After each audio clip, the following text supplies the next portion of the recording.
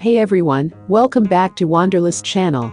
Today, I'm excited to kick off a brand new 3-part series all about my recent trek to the stunning Valley of Flowers in Uttarakhand. In this first episode, we'll be covering my journey from Delhi to Haridwar, then onward to Joshimath, and finally the trek to Ghangaria.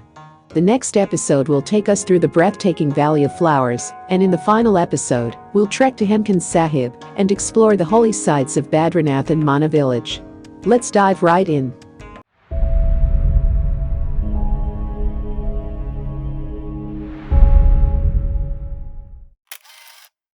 On a Saturday afternoon, I began my journey from Chennai, catching an Indigo flight to Delhi, where I arrived by 4:30 p.m. With some time to spare, I decided to explore a bit of Delhi. I visited the Triveni Kala Sangam and Humayun's tomb. The night view of the tomb was a unique experience, and I'll be sharing a video on that soon. By 9 p.m., I reached Nizamuddin railway station to catch my train to Haridwar, which was scheduled for midnight on Sunday. We arrived in Haridwar at 4 a.m., and by 5 a.m., we were on our way to Joshimath in a van. Haridwar is a sacred city for Hindus, and during our visit, the Kanwar Yatra, an annual pilgrimage, was in full swing. From the moment we reached the railway station, we could see countless devotees. During this festival, pilgrims fetch sacred water from the Ganga River, carrying it on their shoulders for hundreds of miles to offer it at their local Shiva shrines or specific temples. As we travel from Haridwar, we can see numerous temples and ghats lining the banks of the Ganga River, along with devotees participating in the Kanwar Yatra throughout the journey.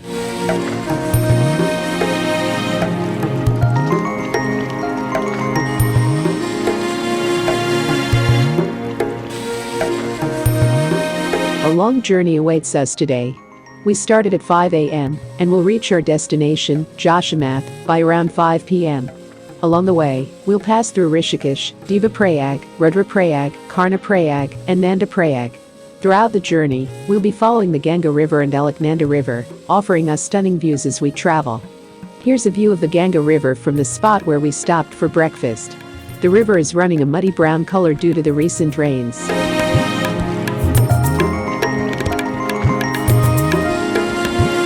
We've now reached Devaprayag, the sacred confluence where the Bhairav and the Alaknanda rivers merge to form the Ganga River. The green-colored water you see here is from the Bhairav River, while the brown-colored water is from the Alaknanda.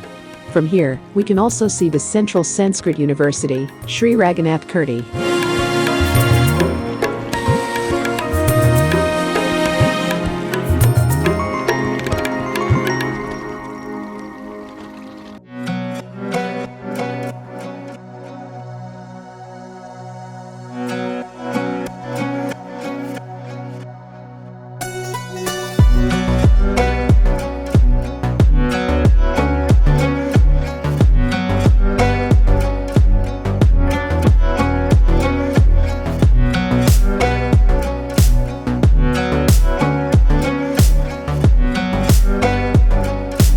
Now, we're passing by the Aghorath Bhairav temple, located in the middle of the Alaknanda River between Srinagar and Rudraprayag in Uttarakhand.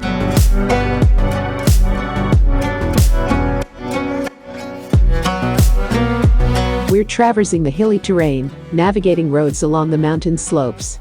Below us, we can see the Alaknanda River and the towering mountains. I'll be including a few shots from the journey. We've also started to notice landslide markings on the mountains, as Uttarakhand is prone to landslides during the rainy season. It's common to see excavators on the roads, used to clear any debris from landslides and keep the routes passable. This under-construction bridge recently collapsed in July 2024, and it had also collapsed previously in July 2022. We're now approaching Rudraprayag.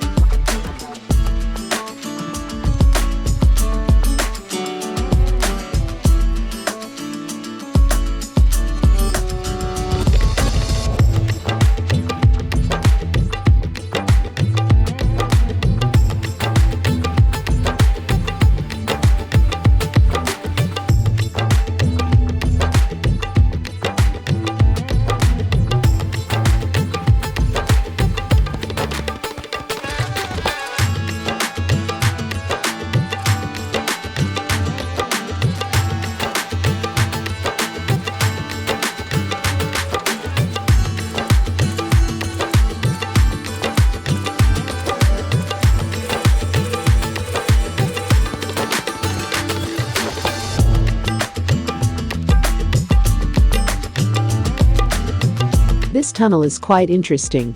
The other side was damaged by a landslide, but it has since been made passable.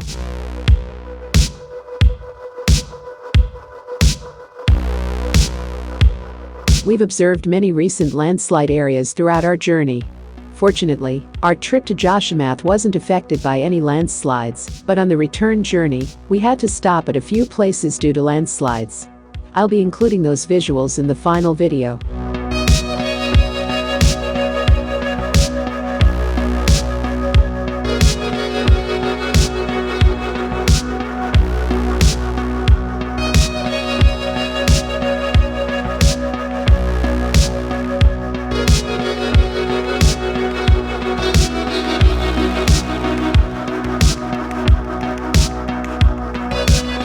We're now nearing Joshimath.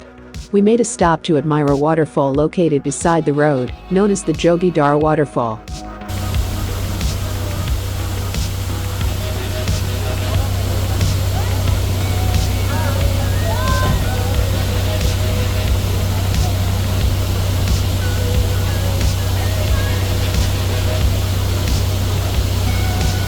We are now reached the Hotel Danish, where we stay for today. The mountains views from the place are mesmerizing.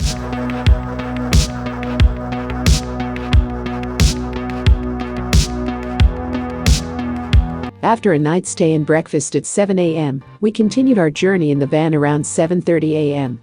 We're heading to Govindghat, which is about 17 kilometers away, and we expect to reach there in 30 to 40 minutes.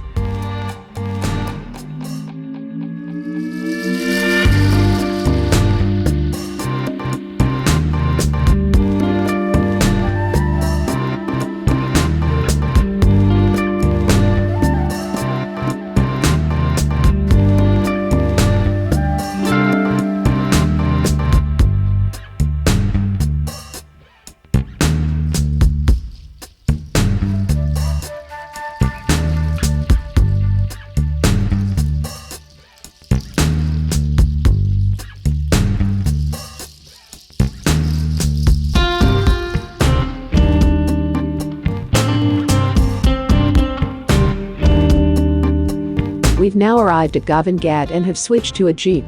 We need to travel another 4 kilometers by jeep to reach Pulna, which is the starting point of our trek.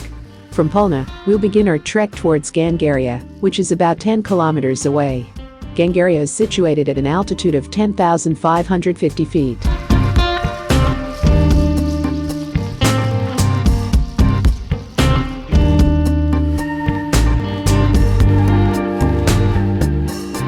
We've now arrived at Pulna, and the atmosphere here is quite charming. Below us, we can see the Laxman Ganga River flowing gracefully, and there's also a stunning waterfall cascading down the mountains.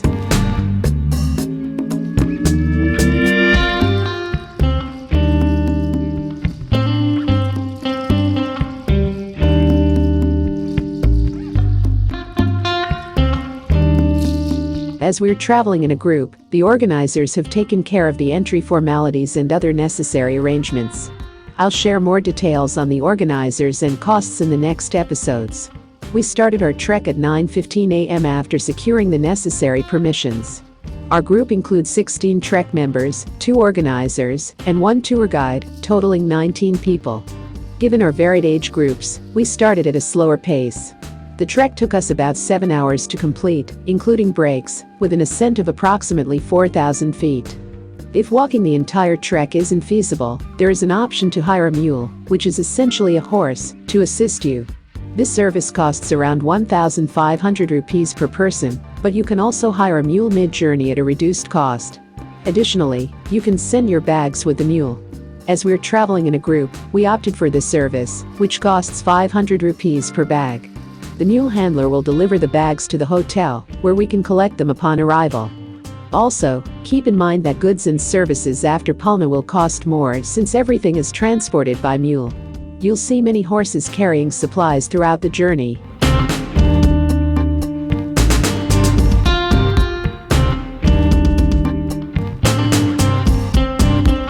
The trek itself is a wonderful experience, offering the chance to immerse yourself in nature. You'll pass by rivers, mountains, waterfalls, flowers, butterflies, small animals, and birds. I even spotted some northern plains grey langurs, but they quickly darted into the bushes before I could capture a photo. The trek is mostly along a paved path, though there are some sections with unpaved areas due to recent landslides. Along the way, there are many shops where you can stop for a quick snack, meal, or drink. You'll also find benches and resting spots where you can take a break during the trek.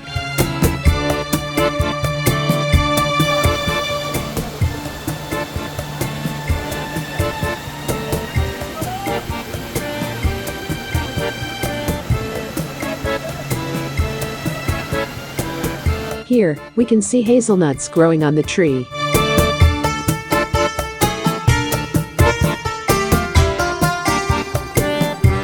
We've now reached the viewpoint where we can see Haathi Parvat, also known as Elephant Peak, a majestic mountain in the Garhwal Himalayas. The sight of this snow-covered peak is absolutely mesmerizing, leaving you in awe of its grandeur.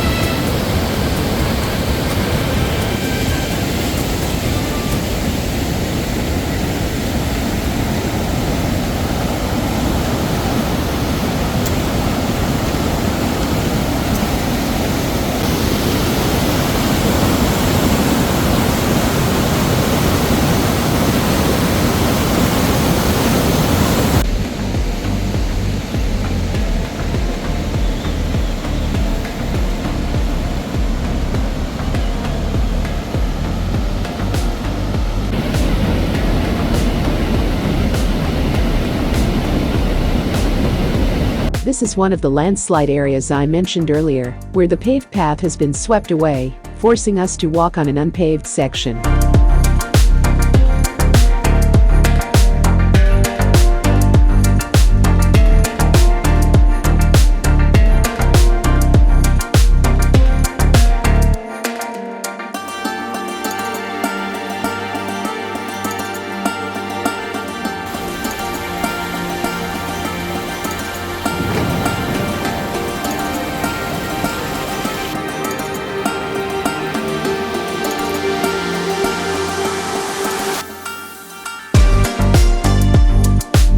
It's now after 4 p.m., and we've arrived near the helipad area in Ghangaria. From here, we can see the camping tents, and our hotel is just about 500 meters away. We'll be staying at the hotel tonight and we'll head to the Valley of Flowers tomorrow. We'll cover that in the next episode. I hope you enjoyed this part of the journey in the video. If you liked it, please hit the like button and subscribe to our channel for more travel adventures. Don't forget to share this video with anyone planning a trek to the Valley of Flowers. Your feedback is important to us, so feel free to leave your comments below. Thank you for watching, and I look forward to seeing you in the next episode. Goodbye.